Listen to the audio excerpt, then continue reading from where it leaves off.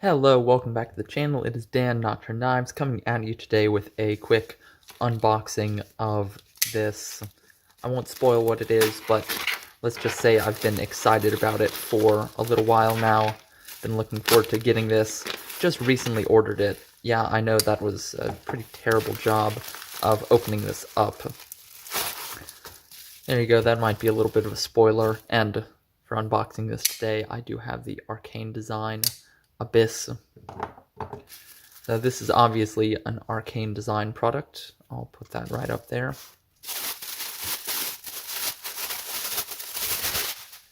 A classic Arcane Design hard case. This thing's really nice. It's nice and thick. It has this cool patch on the front. It would be really cool if this was removable like Velcro, but unfortunately it's not. Still very nice regardless. So let's open this up. And it is the Preytheon. This version I went with is in titanium with the 20CV and all stonewash configuration. Take a look at that right here. Ooh, it looked really nice. I got to handle this at Blade Show. I was very happy to get to handle it, and it felt like an amazing knife there. That's a nice touch. They put this under the clip. I think the main reason they do that is because if you want to swap it to the left side, you won't have any marks on the right side. Let's take a flip. I think we'll go thumb stud on this first. Kind of missed it there. All right. Definitely a little bit stiff. This thing needs to break in a lot. Off the bat, though, it feels pretty nice. Definitely needs a lot of break-in. Ergonomics, really good on this. For my hand, they're excellent. Nice little forward finger choil here. Really just an amazing looking knife. All of Arcane Design stuff looks really good. I love this all stonewash configuration. I think it looks awesome. And it's going to be a great user configuration. I can already feel it smoothing out. There's a front flip. Every front flipper is a little bit different, so it's going to take a little bit of practice to get that down consistently. Very cool, though. This is a great size for a knife. And here's the other thing I got, these stonewashed tie inlays to replace the carbon fiber here. I think it's going to look really good with this all stonewash look. Carbon fiber on here is definitely cool. And honestly, I don't know, we'll see. I'll definitely try the stonewash tie inlays, but maybe I'll end up preferring the micarta. I don't know. I can already feel it smoothing out quite a lot. It feels really dry. It feels like there's really no lube in here. I might take this apart pretty soon. I need to at least take it apart to put these inlays in, but I might also take it apart to tune it up a little bit, give it some lube, because it feels like it's totally dry right now. I mean, I could be wrong about that. That's just how it feels. But even running dry and not broken in at all, the action still feels pretty nice. Detent is nice and crisp on this. Yeah, very good detent on this. I think it's going to break in to be absolutely perfect. No detent lash, no blade play. Centering is... It might be a little bit off to the show side. Here's a look down the front. Here's a look down the front. Slightly off to the show side. Damn, it's so close, though. It might not be. I don't know. Really hard to tell. What do you think on that centering? See, right there, it looks almost perfect. I don't know. Tough to tell. Very tough. Got the black thumb studs, black coated hardware, all stonewash on the frame, stonewash on the blade. This is a flat grind, and it is in the 20CV. I'm not sure if it says anywhere on the blade. Yeah, I don't think it does. But this one is the 20CV, as you saw on the card here. And the price on this was, I think it was $360, I'm pretty sure, is what it is, which is not a terrible price for this. Would it be awesome at like $325? Yeah, that'd be really cool if it was a price like that. But honestly, with the design and the manufacturing quality on this and all the details on this, I don't mind paying that much. And I really like supporting Arcane Design. The guy behind it, Israel, is such a nice guy. He's incredibly nice. Really is a great guy. I met him at Blade Show last year, and we talked for such a long time just about all of his knives and other knives. He was so nice. This was the only knife I ended up buying at Blade Show last year, because one, it was my favorite design that I saw there, and then I also just loved talking with Israel. I had to get one of his things to support him, because he's a great guy. So for that alone, for Israel being awesome, I would probably buy this anyway. And then it's an amazing looking knife. I mean, look at that. The design is just incredible on this. It really is. All of Arcane Design stuff is awesome. I love this detail where he puts his logo, his branding on the inside of the backspacer there. I think that's fantastic. There's the Arcane Design logo. And then he designs a special logo or symbol for each model he makes. This is the one for the Abyss. I think that one's really cool.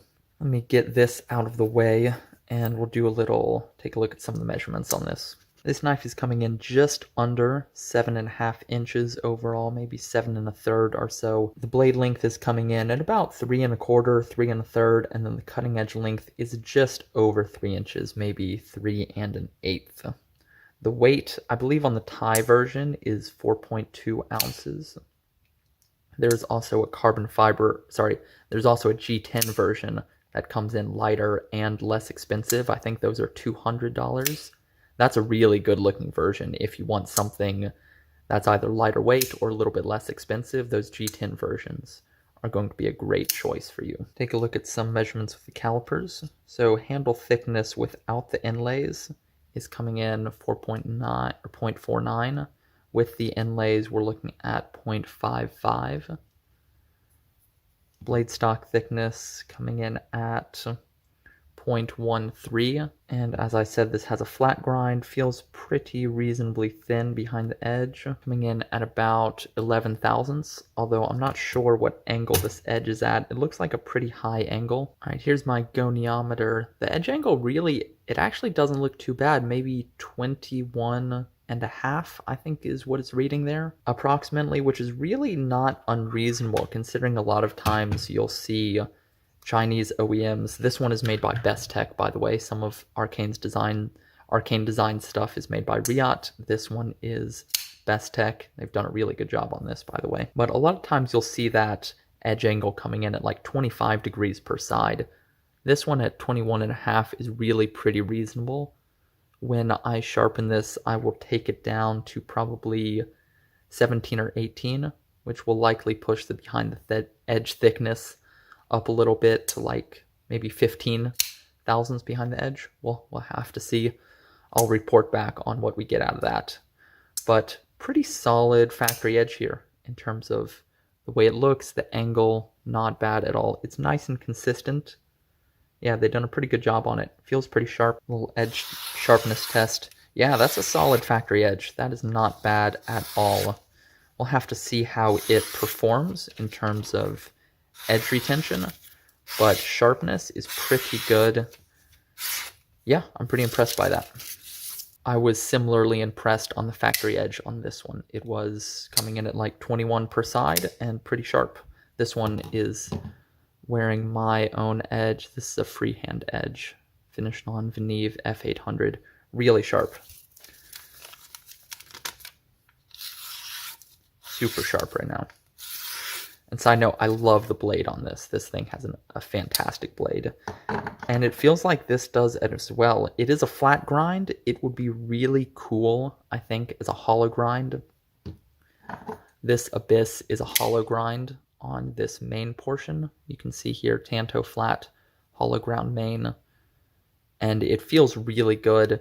I wish the Preytheon were a hollow grind. That would be awesome in my perfect world. This would be a hollow grind, but this flat grind is nice and thin. It is done well. It's pretty high. I can definitely live with that. I don't mind it. Yeah, really cool knife overall. I'm very impressed by this. The balance feels nice. Yeah, right there, right in that finger groove here. So you hold it back here. Yeah, it feels good. The handle, if you have big hands, this handle is not going to work for you. I'm on the small side of a large glove, and you can see I don't have a lot of room here at the back.